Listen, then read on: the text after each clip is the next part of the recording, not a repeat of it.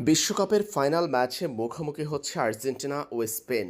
বাংলাদেশ সময় আগামী ১৯ জুলাই রাত ১টা অর্থাৎ ২০ জুলাই টুর্নামেন্টের ফাইনালে মুখোমুখি হবে সাবেক দুই বিশ্ব চ্যাম্পিয়ন।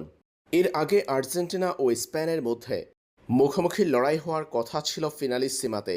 দক্ষিণ America football championship, Copa America champion আর ইউরোপিয়ান চ্যাম্পিয়নশিপ, ইউরো চ্যাম্পিয়ন মুখোমুখি হওয়ার কথা ছিল ফিনালিসিমায়। তবে তা বিভিন্ন কারণে শেষ পর্যন্ত হয়নি।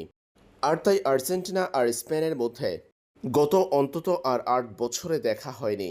সবশেষ এই দুই দল মুখোমুখি হয়েছিল ২০১৮ সালের ২৮ মার্চ। আর সেই ম্যাচে বিশাল ব্যবধানে হেরেছিল আর্জেন্টিনা। আন্তর্জাতিক প্রীতি ম্যাচে মুখোমুখি হয়েছিল আর্জেন্টিনা ও স্পেন। সেই ম্যাচে আর্জেন্টিনাকে ৬-১ গোলে হারিয়েছিল স্পেন। আর্জেন্টিনার বিপক্ষে এটি অন্যতম বড় জয় স্পেনের। সবশেষ ম্যাচে স্পেনের কাছে ৬-১ গোলে হেরেছে আর্জেন্টিনা।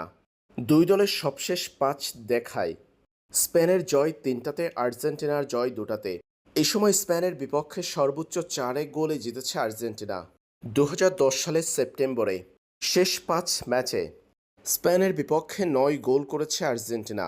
বিপরীতে স্পেন করেছে ১২ গোল। তবে বিশ্বকাপের এবারের আসরে সমান উঠছে আর্জেন্টিনা ও স্পেন। সবশেষ ৫ ম্যাচের কোনোটিতেই হারেনি দল দুটি।